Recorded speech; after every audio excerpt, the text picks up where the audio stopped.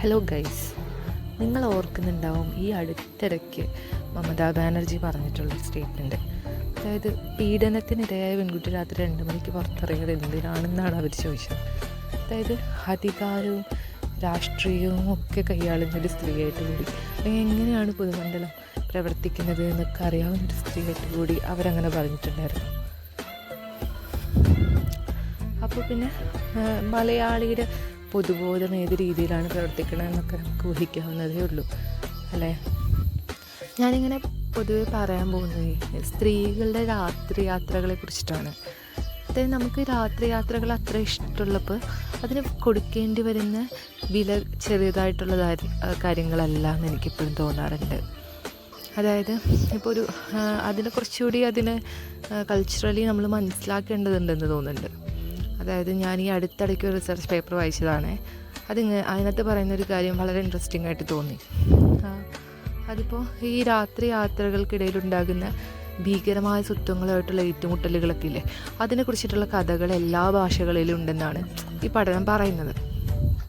അതായത് ഇപ്പോൾ ഗ്രീക്കിൽ മോൺസ്റ്റർ ഓൺ ദ റോഡ് എന്ന് പറയുന്ന ഒരു മിത്തുണ്ട്, അല്ലെങ്കിൽ മഹാഭാരതത്തിൽ യക്ഷപ്രശ്നം എന്ന് പറയുന്ന ഒരു മിത്തുണ്ട്, അല്ലെങ്കിൽ ജാതക കഥകളിൽ യക്ഷിണി എന്ന് പറയുന്ന സങ്കല്പം, അല്ലെങ്കിൽ ബുദ്ധിസത്തിൽ യക്ഷ എന്ന് പറയുന്ന സങ്കല്പം. ഇങ്ങനെ നമ്മൾ തോൽപ്പിക്കേണ്ടതോ അല്ലെങ്കിൽ കീഴടങ്ങേണ്ടതോ അല്ലെങ്കിൽ പരിവർത്തനപ്പെടേണ്ടതോ ആയിട്ടുള്ള ഒരു അതറുമായിട്ടുള്ള ഏറ്റുമുട്ടൽ ഈ കഥകളിലൊക്കെ ഉള്ളതായിട്ട് നമുക്ക് കാണാൻ വേണ്ടി സാധിക്കും. ഒരു വിധത്തിൽ നമ്മളിതിനെ സൂക്ഷിച്ച് മനസ്സിലാക്കാൻ ശ്രമിച്ചാൽ അത് ഇപ്പം മതത്തിൻ്റെ വീക്ഷണത്തിലാണെങ്കിൽ ഈ രാക്ഷസൻ അല്ലെങ്കിൽ ഈ മോൺസ്റ്റർ ഓൺ ദി റോഡ് സൂചിപ്പിക്കുന്നത് എന്തിനാണ്?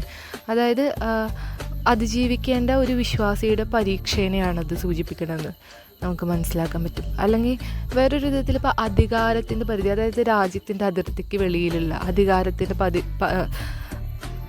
പരിധിക്കപ്പുറമുള്ള ഒന്നിനെ കീഴടക്കേണ്ടതോ അല്ലെങ്കിൽ അവിടെ പരിവർത്തനപ്പെടുത്തേണ്ടതോ ആയിട്ടുള്ള ഒരു ഏറ്റുമുട്ടലിനെ ആയിരിക്കും അത് സൂചിപ്പിക്കണമെന്നൊക്കെ വേണമെങ്കിൽ പറയാൻ വേണ്ടി പറ്റും.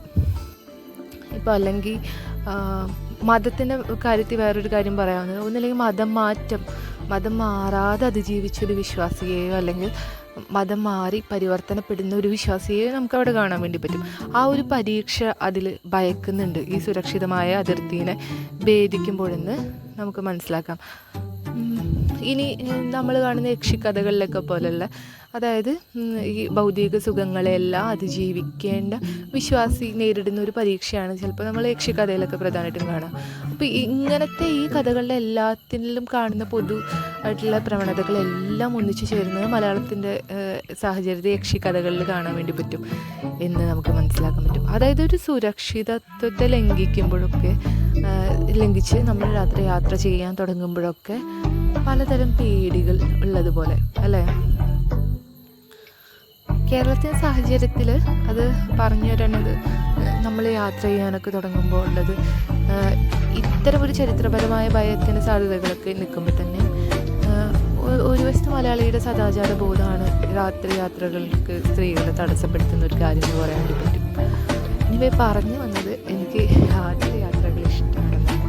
അതിൻ്റെ പേരിൽ നമുക്ക് എന്താ പറയുക, അത് വളരെ സൊസൈറ്റി അക്സെപ്റ്റൻസ് കിട്ടുന്ന ഒരു കാര്യമില്ലാത്തതുകൊണ്ട് തന്നെ സംടൈംസ് നമ്മളിങ്ങനെ ഗുഡ് ഗേൾ സാധനങ്ങളൊക്കെ ബ്രേക്ക് ചെയ്തൊരു ബാഡ് ഗേൾ ആയി എസ്റ്റാബ്ലിഷ്ഡ് ആവുന്നതിൻ്റെ ഒരു ഘട്ടമാണെന്ന് എനിക്ക് തോന്നാറുണ്ട്. ഇതേ I M enjoying it. And അതിൻ്റെ പേരിൽ രാത്രി യാത്രകൾ എൻജോയ് ചെയ്യാതിരിക്കുന്നത് ആരും എന്നാണ് എനിക്ക്